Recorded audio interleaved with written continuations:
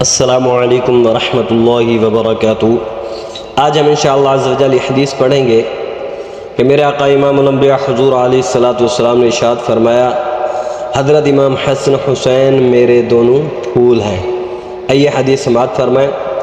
عن ابن عمر رضی اللہ تعالی عنہ قال قال رسول اللہ صلی اللہ علیہ وآلہ وسلم ان الحسن والحسین ہما ریحانتای من الدنیا۔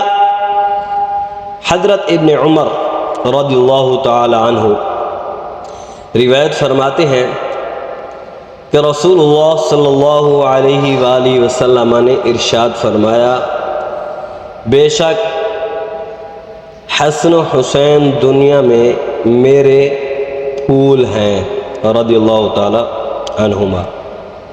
اب میرے آقا امام الانبیاء حضور علیہ السلام کے اس فرمان کے مطابق حضرت امام حسن اور حضرت امام حسین دونوں پھول ہیں، اور یہ پھول ہیں تو ان کی خوشبو کہاں تک جاتی ہوگی؟ تو ریحانہ بمعنی رزق، رحمت، راحت، اولاد اور اگنے والی خوشبودار چیز کے لیے یہ استعمال ہوتا ہے لفظ۔ یہ معنی حسنین کریمین رضی اللہ تعالی عنہما میں موجود ہیں کہ ان میں خوشبو بھی تھی، ان میں سارا کچھ تھا، راحت بھی تھی، آرام بھی تھی، اور اللہ رب العالمین نے ان کو رزق بھی عطا فرمایا تھا۔ اور جس چیز کو آپ کا قرب حاصل ہوا وہ حقیقتاً معطر ہو جاتی ہے۔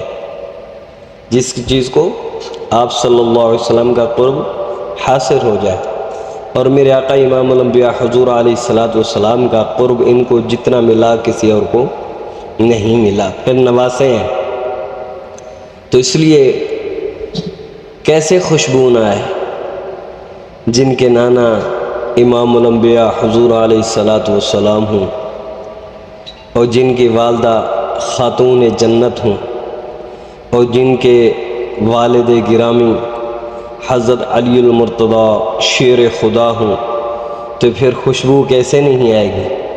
تو یہ آگے یہ شعر سماعت فرمائیں۔